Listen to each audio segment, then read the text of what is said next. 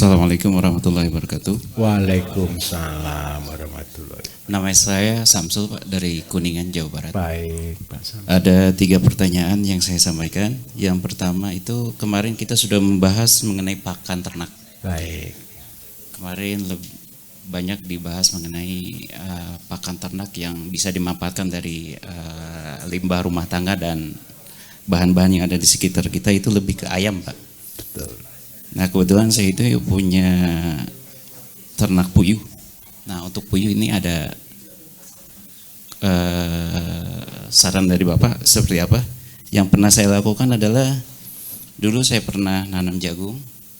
Jadi saya campur jagung dan dedak. Baik. Tetapi efeknya adalah ke produktivitas, Pak. Produktivitasnya turun. Iya, jadi saya kembali lagi ke pakan pabrikan. Terus yang kedua adalah pertanyaan saya mengenai booster feed, Pak. Dari materi yang kemarin saya tidak mendapatkan bagaimana cara membuat booster feed, Pak. Terus yang ketiga mengenai katalis. Kemarin Bapak sempat menjabarkan mengenai katalis. Pertanyaannya adalah, bisakah katalis diperbanyak, Pak? Seandainya misalkan saya membeli katalis itu sampai di rumah, bisakah itu diperbanyak untuk istilahnya menurunkan kos? Ya. Itu saja, Pak. Terima kasih.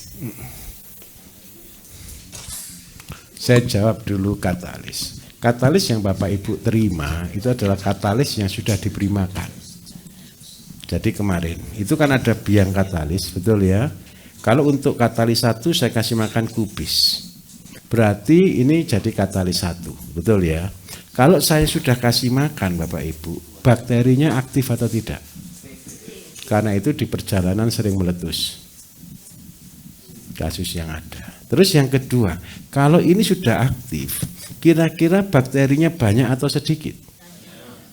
Nah, kalau kita sudah langsung begini, kita kembangkan tidak bisa. Karena apa? Bakteri semua masih. Kenapa saya harus katakan tunggu dulu 3 tahun? Betul atau tidak? Ini Bapak lagi campur dengan bahan kohe dan sebagainya. Nanti ada ampasnya enggak? Tolong ampasnya simpen sampai 3 tahun. Sampai menjadi tanah. Setelah tanah Bapak aktifkan lagi seperti saya. Kasih kubis. Kalau untuk katalis 1. Kalau untuk katalis buah perlu manis, perlu energi. Kasih wortel. Kalau untuk katalis 3. Kasih kentang. Kalau untuk katalis 4, kasih paitan, seledri, tanaman-tanaman yang rasanya sebagai obat.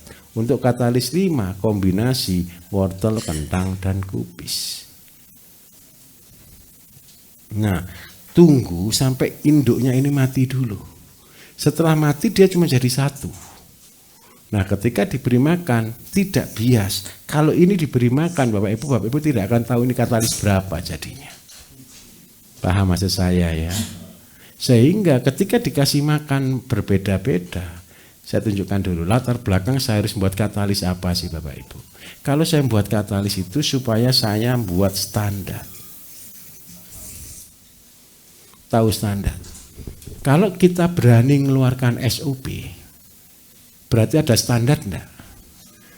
Coba bayangkan, Bapak Ibu membuat aja dengan SOP, berbeda atau tidak kira-kira hasilnya? Berbeda tapi biasnya kecil, apalagi tanpa SOP. Berbeda atau tidak hasilnya? Pasti tambah kacau, enggak karu-karuan. Nah, ketika Bapak Ibu membuat ini yang baru, saya minta tolong, Bapak Ibu juga harus membuat SOP sendiri. Kenapa harus membuat SOP sendiri? Komposisinya berubah enggak? Berubah. Yang paling lama saya mau jual katalis tidak jual-jual Bapak Ibu, saya harus bisa membuat SOP. SOP itu dosis. Kelemahan herbal, kelemahan organik, semua orang bisa buat, betul atau tidak? Tetapi satu yang mereka tidak bisa buat namanya SOP dan dosis. Kalau Bapak Ibu nanti buat sendiri terus tanya ke saya jawabnya bagaimana kira-kira? Bisa enggak saya jawab? Ya enggak bisa. Wong buatnya aja saya enggak tahu.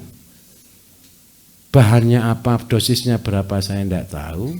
Karena itu, kalau yang bisa diperbanyak bisa, fungsinya bisa, kandungan obatnya bisa. Apa yang tidak bisa? SOP-nya. Karena itu saya selalu bilang, Pak, kalau saya tanpa katalis bisa enggak saya buat SOP? Apa bisa enggak saya pakai? Bisa. Cuman boroskan saja dulu. Paham maksud saya? Boros saja dulu. Nanti sampai ketemu dosis yang tepat. Nah, ketika sudah ketemu dosis yang cepat, baru catat. Terus yang kedua saya pesan, Pak, kalau mau sudah sampai ke level ini, apapun yang Bapak kerjakan, catat. Berapa kilo, berapa gram, berapa waktu, tindakan apa, catat. Setelah Bapak bisa catat, tujuannya satu. Bapak membuat ini kalau tidak dicatat, tidak akan stabil. Dulu berapa ya? Dulu dapatnya seenaknya. Jadi itu bedanya tradisional dengan modern. Yang lama saya membuat ini Bapak Ibu, ini loh buat standarnya ini loh lama. Kalau seandainya sekarang saya buat bagus, besok kurang bagus, kira-kira orang percaya atau tidak? Tidak akan percaya. Jadi tolong Bapak Ibu, sebagai penemu, sebagai ilmuwan, saya ke Bapak Ibu adalah level ilmuwan ke depan. Apapun yang dikerjakan, apapun yang dibuat, dicatat. Dicatat kegiatannya A, hasilnya B, dikerjakan C, hasilnya D, supaya apa ini ketemu catatan. Saya kasih contoh, siapa penemu lampu dulu? Thomas Alva Edison. Thomas Alva Edison itu gagalnya berapa kali?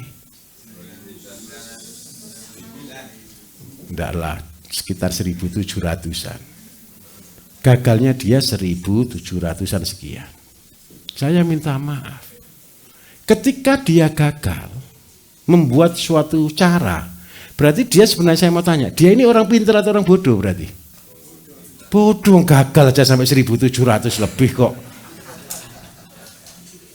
Loh, fair. Pinternya di mana? Dicatat. Ini pinter. Nyoba ini dicatat, nyoba ini dicatat, nyoba ini dicatat. Sampai gara-gara terlalu sering gagal, kata-kata terbagusnya apa? Ketika dia gagal. Bukan, ketika dia menemukan satu produk dan gagal, dia menambah. Saya menambah satu lagi cara supaya tidak dicoba. Paham maksud saya? Kalau itu dicoba gagal lagi enggak? Ya gagal lagi. Sampai pada akhirnya ketemu satu yang berhasil. Loh, yang berhasilnya satu loh Bapak Ibu. Imbang enggak dengan 1700-nya? Ya enggak imbang. Karena itu apapun yang Bapak Ibu kerjakan tolong dicatat supaya tidak diulangi lagi. Gitu loh maksud saya. Kalau sudah berhasil diulang berkali-kali. Seandainya sudah buat nih SOP semuanya. Bapak Ibu kan saya tugaskan bukan buat 7 macam pupuk saja. Betul atau tidak? Kalau perlu buat sampai 19 atau 90 kalau perlu macam pupuk. Tapi tolong itu bukan pupuk ngawur. Yang boleh ngawur saya saja Bapak Ibu. Kenapa saya boleh ngawur? Saya juga seperti Thomas Alva Edison. Nyoba itu enggak sekali, puluhan kali. Puluhan jenis. Sampai akhirnya gara-gara terlalu stres gini dirangkum kembali. Oh, cara terbaik itu terakhir Bapak Ibu, cuma bilang oh. Gampang gitu loh. Loh, serius. Ini cara berpikir seorang penemu. Saya membuat herbal itu menentukan dosis Bapak Ibu. Tahu enggak? Coba bayangkan. Gadok minum 1 tetes itu rasional atau enggak sih? 1 tetes dengan kecipratan celetongnya sapi itu berpengaruh enggak kira-kira? Enggak akan berpengaruh. Menentukan dosis tetes 1 tetes. Karena apa saya menentukan dosis 1 tetes? Ada saya kasih 5 tetes pingsan Bapak Ibu. Metabolismenya enggak bisa. Terus yang kedua, kapan ini efektif dan sebagainya, itu riset. Bukan kira-kira, jangan kira-kira ya.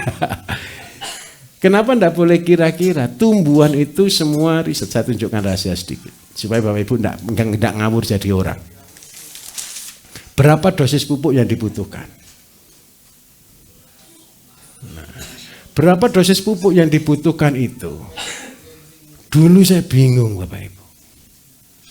Tapi setelah saya tahu caranya, gampang. Caranya sepele. Begini loh. Bapak Ibu pernah tanam cabai? Tanaman apapun, cabai deh, betul. Yang dipanen apanya? Buahnya. Coba buahnya itu ketemu, anggap aja kalau cabai rawit 0,5 kilo. Supaya ketemu dosis, ini dibakar. Keluar namanya dari 500 gram, ini jadinya cuma 0,5 sampai 1 gram. Bayangkan.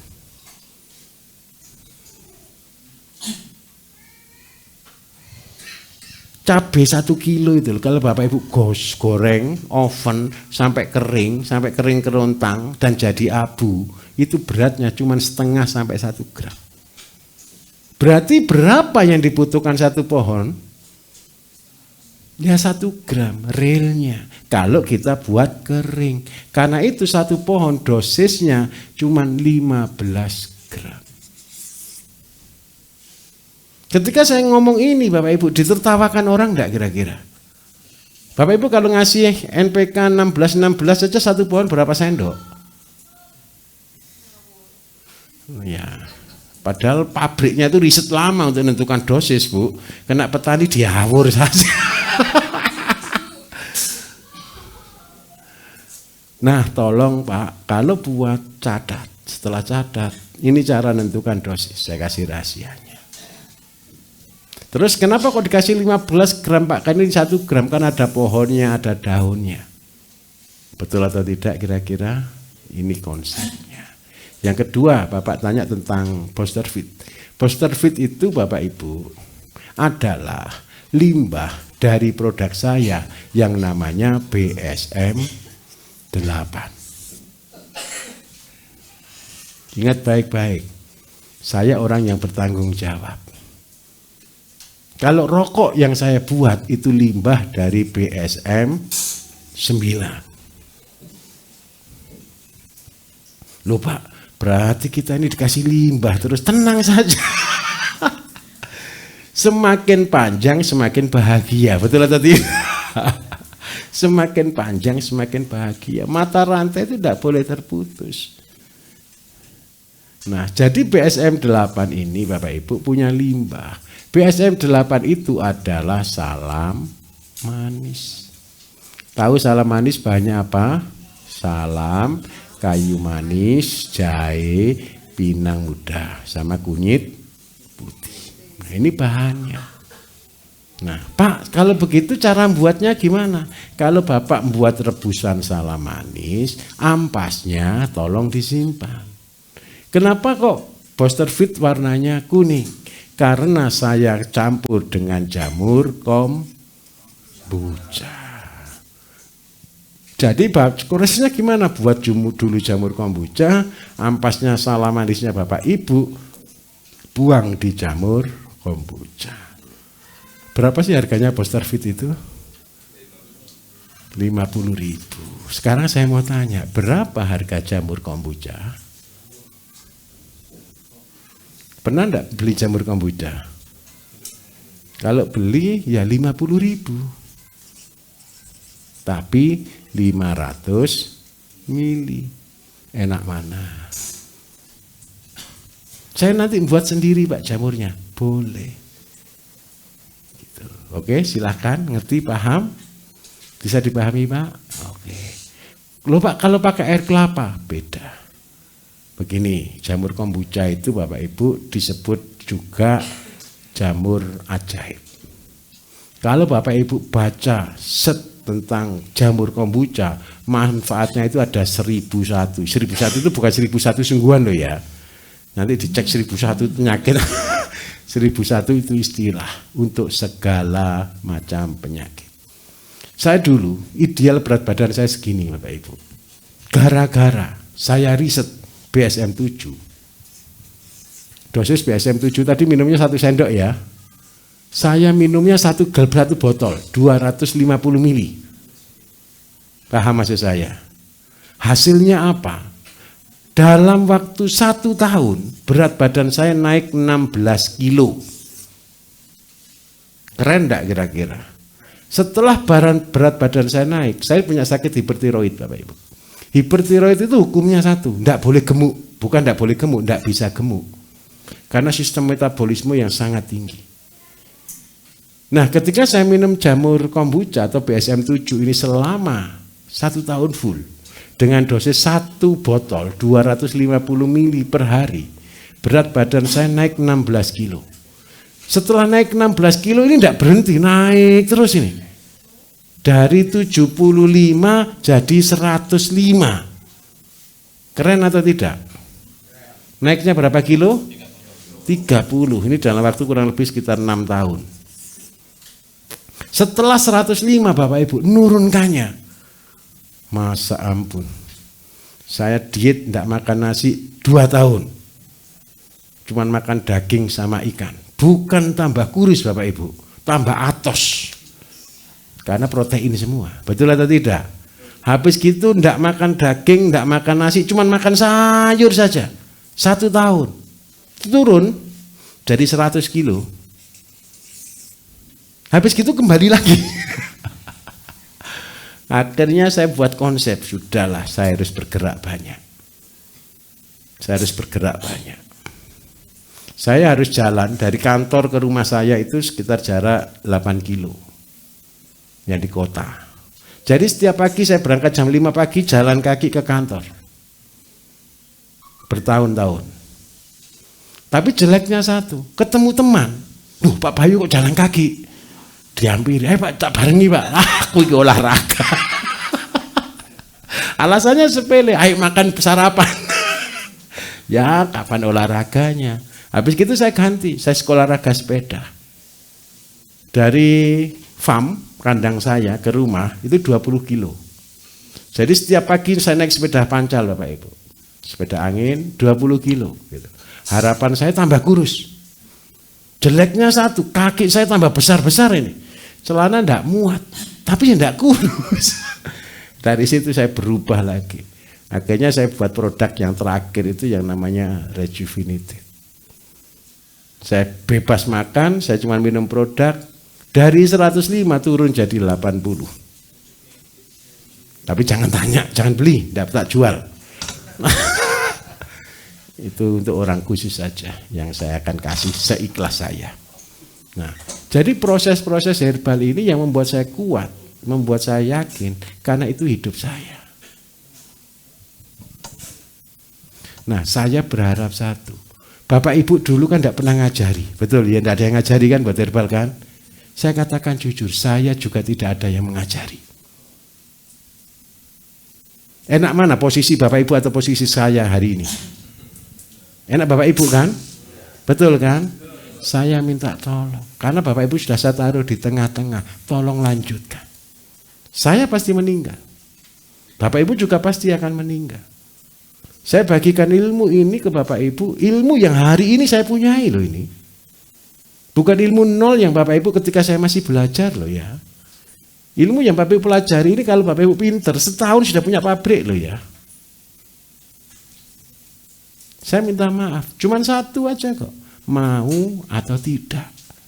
Paham? Supaya Bapak Ibu bisa lakukan untuk diri Bapak Ibu, untuk keluarga Bapak Ibu. Kalau Bapak Ibu sudah pinter, tidak lama Bapak Ibu bisa buat pabrik. Paham maksud saya? Nah, coba bayangkan Bapak Ibu bisa buat pabrik jamu, pabrik obatnya hewan, pabrik pakannya hewan, semuanya bisa dikerjakan. Kalau Bapak Ibu tidak hebat, lebih hebat dari saya bilang terlalu loh ya. Nah, saya berharap satu. Ini caranya buat Pak ya. Bisa gampang Pak ya? Gampang dulu. Praktekkan. Terus pertanyaan pertama tadi apa? Malah saya lupa.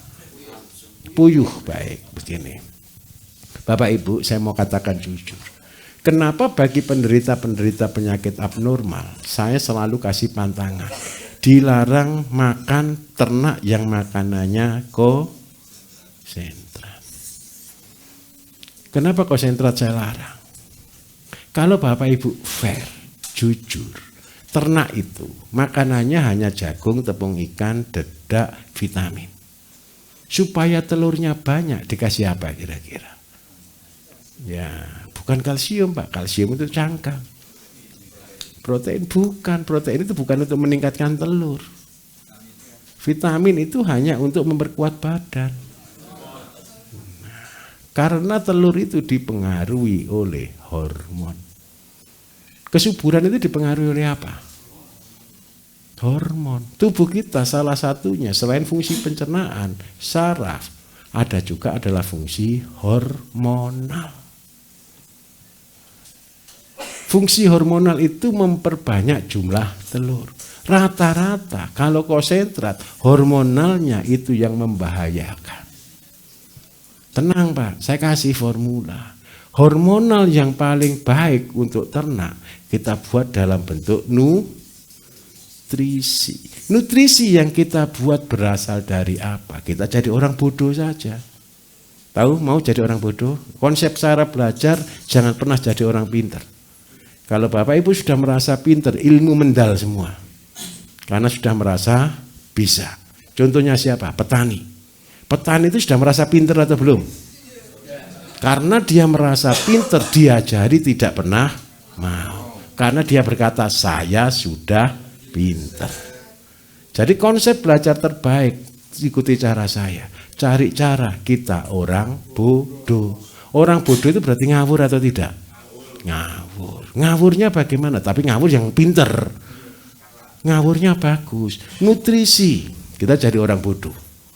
Ternak apa yang telurnya paling banyak? Apa? Kepiting. Kepiting. Udang juga banyak. Kodok. Wah, kodok ini juga bagus ini. Ini pertama ada orang bilang kodok ini. Padahal baru pernah dihitung ini. Kalau kepiting sudah banyak riset. Sekali telur kepiting 2 juta. Nah, karena itu saya orang bodoh Bapak Ibu, berarti kepiting punya hormon produksi telur tinggi atau rendah? Tinggi. Berarti caranya bagaimana dong? Ya, ayam saya kasih kepiting. Masalahnya satu, ayam makan kepiting, orangnya makan ikan asin. Kan salah ini ceritanya. Betul atau betul kira-kira? Yang harus kita lakukan supaya irit ayam, kita buatkan nutrisi dari kepiting. Kepiting yang sudah bertelur, ambil 200 gram. 200 gram kan 1 ekor, bahkan 1 ekor itu bisa sampai setengah kilo. Ditambah air kelapa berapa? 800 gram. Di blender jadi 1. Kenapa kok pakai air kelapa Pak? Kok enggak pakai air beras? Air kelapa ini pengawet. Supaya apa? Unsur di dalam kepiting tidak hancur. Unsur di dalam kepiting tidak hilang. Ketika dicampur dengan air kelapa, maka muncullah kandungan hormon, vitamin, warna, segala sesuatu yang ada di dalam kepiting. Jadilah 1 liter. Seandainya kita pakai dosis 1 mili untuk 1 liter. Berarti 1 liter untuk berapa mili? 1000. Kalau 1 liter untuk 10 ekor ayam, berarti untuk berapa ribu ekor? 10.000 ekor. Jadi kan ikhlas toh beli kepiting 50.000 untuk ayam 10.000? Ikhlas. Kalau 1 kepiting untuk 10 ekor, dompetnya hilang. Betul atau tidak di sini? Inilah kita buat nutrisi. Hasilnya apa? Hasilnya pasti. Yang pertama, telurnya warnanya jadi merah. Yang kedua, ayamnya hormonnya tinggi. Hormon apa? Hormon untuk bertelur. Terus yang kedua, Pak, kalau ayam saya sudah terlanjur mogok, tidak mau telur. Ya, puyuh, gitu ya, sama, puyuh sama ayam sama. Kalau puyuh Pak, puyuhnya mogok enggak mau telur, karena apa? Kegemukan. Diet. Dietnya ayam apa? Kasih teh. Tehnya apa? Teh rumput teki. Rumput teki itu meningkatkan kualitas sperma, kualitas telur, sehingga terjadi pembuahan baik hasilnya. Nah, buatkan rebusan dari rumput teki. Kalau masalahnya satu, puyuh itu tidak pernah menstruasi. Tidak pernah. Nah, terus yang kedua, kalau sudah buat ini, buat komposisi pakan. Tadi kan sudah diajari Pak ya, kemarin ya. Jadi gabah plus jagung plus asola sama daun boleh. Ini sudah cukup, lebih dari cukup. Kelebihannya kalau sudah makan ini, telur puyuhnya kenyal. Jeleknya satu, karena tidak ada tepung ikan. Kalau mau kasih tepung ikan boleh ya. Kasih tepung ikan, telurnya agak besar. Tapi saya tidak senang telur puyuh terlalu besar. Pasti sobek, pasti luka. Jadi saya lebih senang jangan terlalu besar. Nah, kalau kasih jagung, jeleknya satu. Jagung itu warna kuningnya, dia warna kuning, bukan warna orange. Tapi kalau ditambah kepiting, dia jadi orange. Nah, saya minta tolong. Ketika puyuh masih sedikit Pak, dicatat, dilihat. Ketika Bapak jual telurnya, yang beli ditanya, warnanya apa ya? Gitu. Jadi kita tahu, telur puyuh pun sama Bapak Ibu, bisa diangkat. Kalau dikasih minum Uteja. Bahagia ya kalau gitu. Saya dulu pernah pelihara puyuh Bapak Ibu. Mulai pertama cuma 300 ekor. 300 ekor puyuh itu, sabar sedikit ya, saya jelaskan. Ketika saya mulai dari telur 300 ekor puyuh betina ya, ini telurnya rata-rata 270 butir per hari. Ini saya ajari cara kaya dari puyuh. 270 butir per hari, waktu itu harga telur cuma 100 rupiah. Berarti sehari dapat uang berapa? 27.000. Kalau 1 bulan dapat berapa? Nambah aja 750.000. Boleh ya? Ini pendapatan saya per bulan.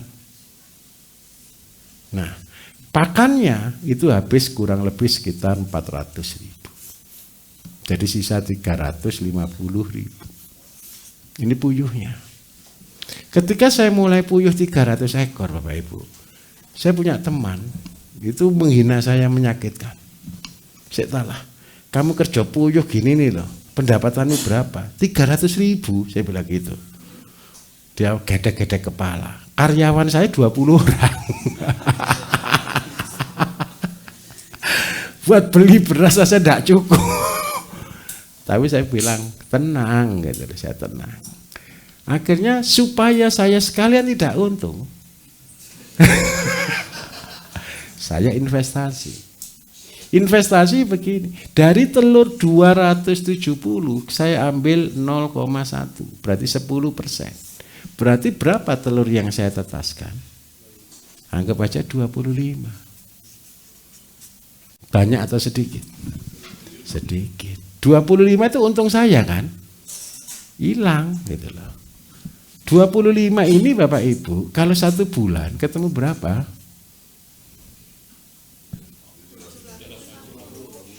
Setiap bulan saya netaskan telur 750. 750 kalau puyuh itu sekitar 60%, sampai 70%. Berarti kalau 750 kali 60% ketemu berapa? Anggap aja 400, boleh ya? 400 ini betina biasanya cuma 200, jantan 200. Yang jantan saya jual. Karena waktu itu jual puyuh itu belum laku. Saya buat rumah makan khusus jual puyuh. Saya masak rica-rica Pak, masakan Manado. Jadi rica-rica saya itu enak kalau saya yang masak rica-rica. Bapak Ibu sudah pernah dikasih nasi goreng saya belum? Oh, minta aja, sudah ya? Hari pertama ya? Oh sudah kok. Itu namanya nasi goreng rempah, barefit, biar badan jadi sehat dan fit. Nah itu resep saya itu Bapak Ibu. Saya ini hobi masak. Nah, gara-gara saya setiap bulan netes punya puyuh 200. Puyuh itu spesial. Dari telur menjadi telur cuma 63 hari. Cepat atau tidak?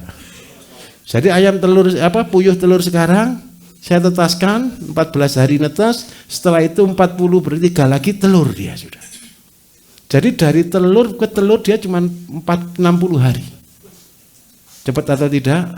Cepat.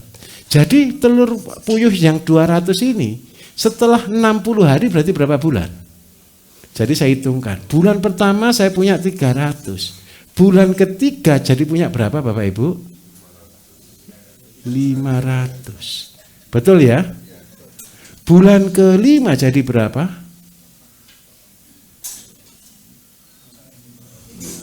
700 ditambah berapa? 500 kalau kali 400, kalau ini 300 naiknya berapa persen Bapak Ibu? Yes. Berapa? Bukan toh Pak, dari 300 ke 400. 135. Jadi kalau 500 anggapnya kan gini. Dari 500 jadi ini aja saya hitungkan lah. 500 kali 700. 500 kali telurnya itu kan sekitar rata-rata 80%. Ketemu berapa? 4.000. Betul ya? 4.000 diambil 10%. Ketemu berapa? 400. Nah, per hari. 400 kali berapa? 30 ketemu berapa? 12.000. 12.000 netesnya 60%, netesnya 7.000. 7.000 dibagi 2, 3.005. Berarti ini plus 3.000. Berarti induknya berapa? 4.000. Anggap aja 4.000. Betul ya? Terus bulan ke-7 induk kita berapa? 4.000 ditambah berapa Bapak Ibu?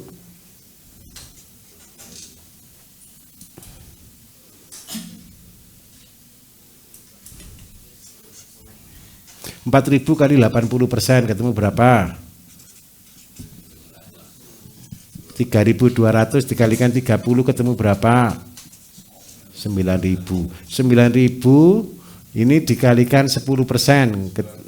90.000 ketemu 9.000. 9.000 netesnya cuma 60%, ketemu berapa? 5.000. 5.000 jadi 2.500. Ya betul ya? Kok sedikit toh? Salah, yang ini saya salah. 4.000 tadi gimana Bapak Ibu? 500 kali 80% ketemu berapa? 400 kali 30 ini salah ini. 400 kali 30 ketemu berapa? Betul ya, 12.000 ya. 12.000 kali 60% 7.000. 7.000 dibagi 2 3.500. Betul ya? Berapa ini Pak yang salah Pak? Yang atas mana? Yang ini? 4.000 ekor. Yang netesnya setiap hari telur 3.200. 3.200 kali 30 ketemu berapa? 90.000, betul kan ya? Telur 1 bulan. Terus 90.000 diambil 10% ketemu 9.000. 9.000 dikalikan 60% ketemu 5.000, betul loh? 5.000 jadi betinanya. Oh ini belum saya bagi betinanya. 2.000 itu betinanya, sorry ini salah. 2.000 berarti ini dibagi 2 lagi 1.250. Berarti induk kita 2.000 tambah 3.500 4.200. Oh yang 3.000 ini 2.500 tambah ini 3.200. 3.200 ditambah lagi dengan 1.200 4.200. Pokoknya satu deh. Telur puyuh ini 10 bulan Bapak Ibu. Dari 2.000 tadi jumlahnya jadi 20.000. Keren atau tidak kira-kira? Keren banget. Tapi syaratnya satu. Puasanya 10 bulan. Di mana kenapa puasa, Pak? Telur puyuh enggak bisa dikeker. Paham maksud saya? Kalau telur ayam, telur bebek bisa enggak diseleksi? Bisa. Yang enggak ada, minggir. Betul enggak? Kalau telur puyuh enggak bisa dikeker, warnanya hitam. Mana ini anaknya, mana telurnya enggak tahu. Itu kalahnya kita. Berarti investasi kita itu di sini. Ini saya ngerubah sejarah. Dari penghasilan cuma 750 sampai sudah penghasilan 20 juta per bulan. Nah, jangan berubah ke puyuh lo ya. Nanti semua dilakoni tidak jalan. Ini banyak masalahnya. Masalahnya di sini, puyuh yang biasa beli itu betina warna coklat, jantan warna hitam. Nah, kita harus merubah dari konsep ini karena ini bisa hitam, warna hitam itu betina, bisa juga hitam itu jantan. Karena masih kondisi seperti ini kita harus melakukan perkawinan silang. Jadi cari yang betina warna hitam dikalikan jantan warna hitam, ketemu anak dikalikan betina warna hitam kali jantan warna hitam lagi sampai akhirnya ketemu jantan warna hitam, betina warna coklat. Butuh berapa buat genetik ini? Butuh waktu minimal 1 tahun. Loh Pak, kok rumit sekali gitu Pak. Ternyata sekolah biologi waktu SMA dulu itu berguna Pak. Nah, gara-gara apa? Pelihara puyuh. Tapi percayalah, Pak saya kasih kabar baik. Kalau Bapak bisa membuat telur puyuh terbaik, jual ke Hokben. Karena Hokben itu butuh 1 juta telur puyuh per hari. Yang makan siapa? Ya Bapak Ibu ini. Nah, coba bayangkan sekarang telur puyuh harga berapa ya? 200-an mungkin? Wih, sudah mahal ya. Saya pelihara telur puyuh itu tahun 2012. Nah, puyuh tertinggi saya 20.000 Bapak Ibu. Habis. Saya kasih sedikit ini terakhir.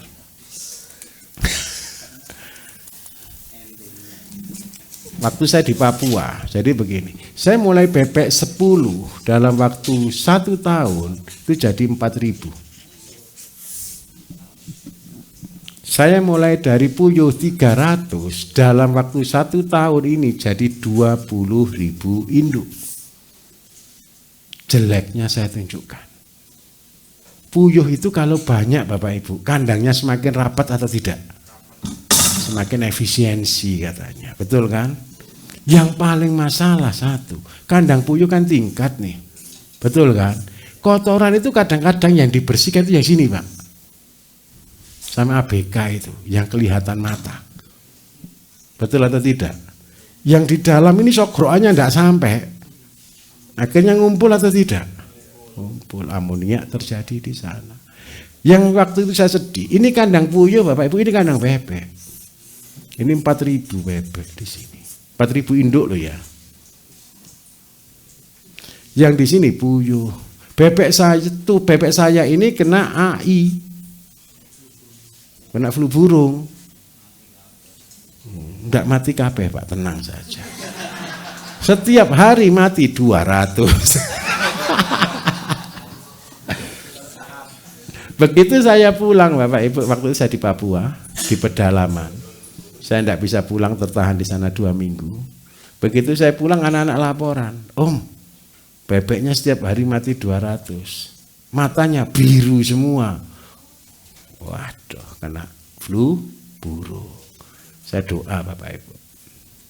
Saya doa, saya dapat salam manis tadi.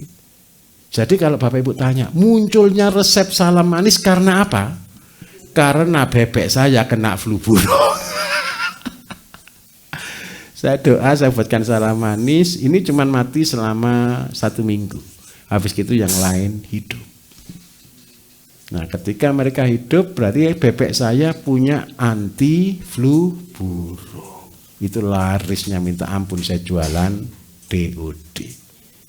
Kenapa kok DOD saya laris, yang lain kena flu burung, punya saya tidak kena flu burung. Sekarang saya mau tanya, siapa ayamnya yang ingin kena telu? ND, ada atau tidak? Mau Pak ya? Lah bukan salah mani. Gini, Bapak Ibu, ini saya mau tanya jujur. Ketika kena AI ini sedih atau tidak? Habis kan harusnya kan? Tapi gara-gara kena AI ada masalah atau tidak? Ada masalah. Kalau ini saya biarkan saja habis atau tidak? Selesai, mau namanya virus. Betul kan? Tapi gara-gara saya bisa ngobati, anggap aja sisa 2000 lebih Bapak Ibu. Ini tahan AI. Ketika dia tahan AI, dia punya antivirus. Ketika dia punya antivirus, anaknya tahan penyakit. Ketika sudah tahan penyakit, maka ketika Bapak Ibu jual, orang yang beli bahagia, tidak perlu vaksin. Karena ayamnya, bebeknya tahan virus. Kalau kita tanya begini, berkah atau masalah? Tapi ingat baik-baik, munculnya berkah karena ada masalah. Jadi kalau ada masalah jangan bingung, bilang dalam hati saja, besok dapat berkah. Paham atau tidak? Cobaan terbesar ketika sudah punya ayam 10 nanti tinggal 1.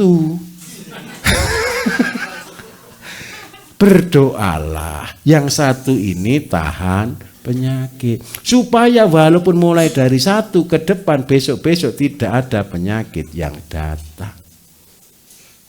Yang lain mati, ayamnya Bapak Ibu bertahan. Tapi ingat baik-baik, dijamoni, didongakno supaya apa? Ayam ternaknya sehat. Bisa diterima, Pak? Baik, malam hari ini sampai di sini. Tenang Bapak Ibu, yang besok mau tanya berapa orang? Coba Bapak 1, 2, 3, 4, 5, 6, 7, 8, 9, 10. Oke, 10 besok saya kasih waktu jam 7 sampai jam 12.